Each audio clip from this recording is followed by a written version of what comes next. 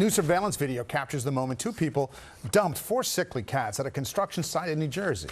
The cats were left in cardboard carriers. All of them needed medical attention. And making matters worse, this is not the first time that this has happened. Now, police are investigating similar incidents involving the same people, they say. New Jersey reporter Toni Yates live in Hopatcong with more. Toni. And Dave, Liz, here's the thing that these shelters want you to know.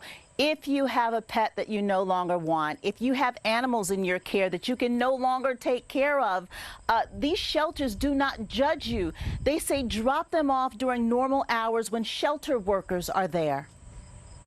Hi, little one. Oh, look at them. They're under the care of a veterinarian, and they've got quite a few obstacles to overcome. The one had a pretty nasty upper respiratory infection. He had a bloody discharge coming out of his nose. One of the females is missing an eye completely. They have intestinal parasites. Authorities want to know where they came from. Who are these two people seen leaving them in cardboard pet carriers outside overnight last Thursday at Lakeside Construction in Hopatcong? We did see a white pickup truck that looked to be a Toyota Tundra, and there was two males that approached the door and left all four carriers just right outside. This type of breed is called Peterbald, nearly hairless cats. Were they pets? Were they used for breeding and heartlessly discarded?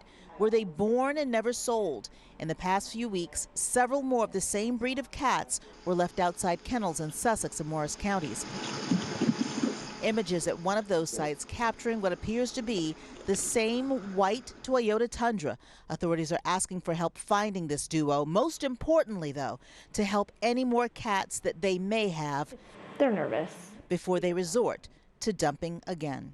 If they're watching, just do the right thing. If you need help, reach out. Reach out to rescues. There are plenty of rescues that are going to take a purebred cat.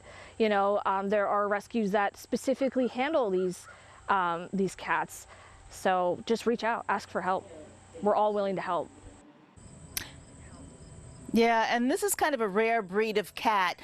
So Officer Diamatteo is asking that anyone who owns a cat like this, if they have any information about where these cats may have come from, to contact her.